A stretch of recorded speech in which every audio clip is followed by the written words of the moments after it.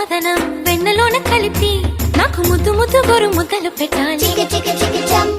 ప్రేమలోన ఉన్న తీయదనం ప్రేమతోటి తెలిపి చిన్న తప్పు చేసి నన్ను తీయక తిట్టాలి.